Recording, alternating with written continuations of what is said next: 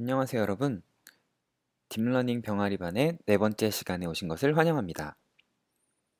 먼저 지난 시간에 배운 내용을 간단히 복습해 볼까요? 지난 시간에는 생물학적 뉴런과 인공 뉴런인 퍼셉트론에 대해서 간단히 살펴보고 또 퍼셉트론의 원리에 대해서도 알아보았습니다. 그리고 단일 퍼셉트론으로는 풀 수 없는 문제를 여러 층의 퍼셉트론으로 풀 수 있지만 다층 퍼셉트론의 수많은 가중치를 업데이트하는 것이 어렵다는 문제에 봉착해서 인공지능의 겨울을 맞게 되었다는 이야기도 했습니다. 하지만 늘 그랬듯이 누군가는 연구를 통해서 이 문제의 답을 찾는데요. 1986년 발표된 이 논문에서부터 딥러닝의 역사가 본격적으로 시작됩니다. 이제 하나의 인공 뉴런이 아닌 인공 뉴럴 네트워크를 살펴보겠습니다.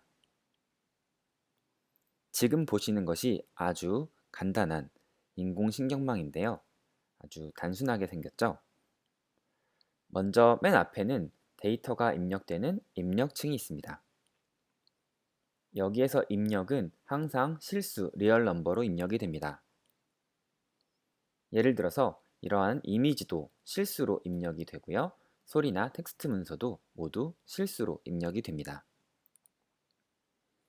이렇게 입력된 값들은 다음 층의 가중치들과 연산이 되고요. 중간층에서 연산된 값은 다시 출력층의 가중치와 연산된 후 출력이 됩니다. 그리고 입력층과 출력층 사이에 감추어진 이 층을 은닉층이라고 부르는데요.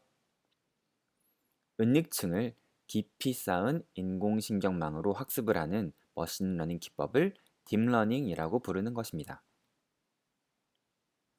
자, 그러면 이제 딥러닝이 어떻게 학습을 하는지 살펴보겠습니다. 딥러닝을 포함한 머신러닝 방식으로 문제를 해결할 때 가장 중요한 것이 바로 데이터입니다.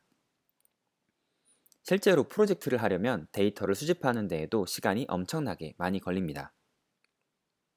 그리고 데이터를 수집한 이후에는 데이터를 처리하기 좋은 형태로 전처리, 프리프로세싱 해주어야 하는데요.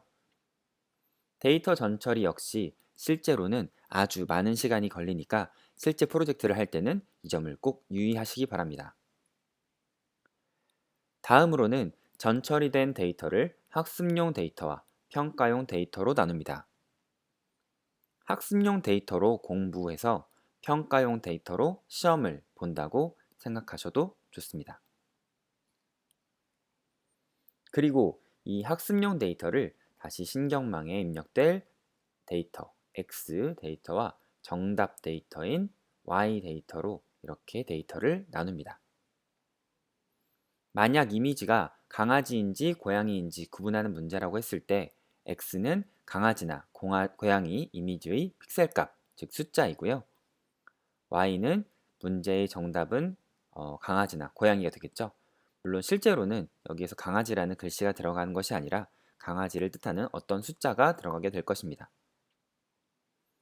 이렇게 입력된 데이터 X가 뉴럴 네트워크를 통과하면 어떤 결과를 출력하게 되는데 이것이 바로 예측값, 지난 시간에 배웠던 y-hat입니다. 자, 이제 예측한 값과 미리 준비된 정답을 비교하면 되겠죠? 학습 초기에는 이 예측값이 정확할까요? 네, 물론 아직 학습이 되지 않았기 때문에 굉장히 정확하지 않을 것입니다. 그래서 예측값과 정답이 얼마나 큰 차이가 있는지 오차를 계산합니다. 이 부분을 목적함수, 손실함수, 비용함수, 그러니까 오브젝티브 펑션, 로스 펑션, 코스트 펑션 등으로 부른다고 했었죠. 이제 계산된 오차를 바탕으로 가중치를 업데이트합니다. 오차가 크면 업데이트를 크게 하고 오차가 적으면 업데이트를 작게 하면 되겠죠. 사실 이 두 부분이 딥러닝의 학습에서 아주 중요한 부분인데요. 우리 강의는 딥러닝 병아리반이니까 아주 간단한 개념 정도를 살펴보고 더 자세한 내용을 공부할 수 있는 교재 강의들을 나중에 안내해 드리겠습니다. 자, 이렇게 한 사이클을 거쳐서 인공신경망의 가중치가 업데이트가 되었습니다. 이제 이 과정을 반복합니다. 먼저 우리가 준비한 데이터 한 세트가 신경망에 모두 들어갈 때까지 반복하고 데이터 한 세트를 랜덤하게 섞어서 여러 번 반복하기도 합니다. 이렇게 여러 번 반복하면 신경망의 가중치가 학습이 됩니다.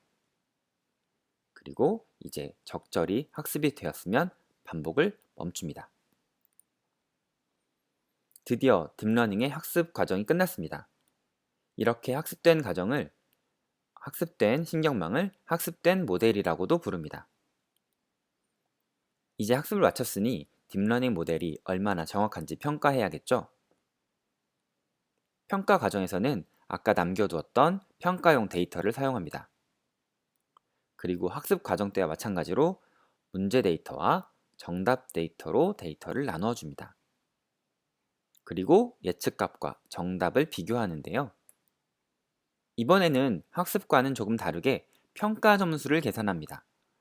학습과 다른 이유는 이제 가중치를 업데이트할 필요가 없기 때문입니다. 이렇게 나온 결과가 이 모델의 성능이 됩니다. 이 평가 점수 계산 방법에는 여러 가지가 있지만 여기에서는 생략하겠습니다. 왜냐하면 말이죠. 우리는 딥러닝 병아리반이기 때문입니다. 이렇게 평가까지 거쳤는데 모델이 좋은 성능이 나왔다면 이제 실전에 활용해야겠죠? 먼저 실제 데이터를 가져와서 전처리를 합니다. 이때 전처리는 이전에 학습했을 때와 동일하게 처리해야 합니다. 그리고 전처리된 데이터를 신경망에 넣어줍니다. 그런데 이번에는 왜 정답 데이터가 없을까요?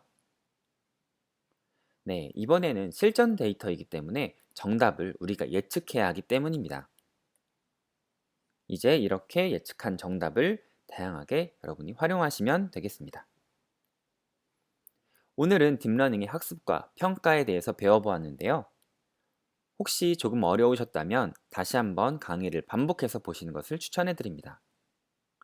그리고 이 전체 흐름이 자연스럽게 받아들이셨다면 드디어 딥러닝 코드를 작성해 볼 준비가 되신 것입니다.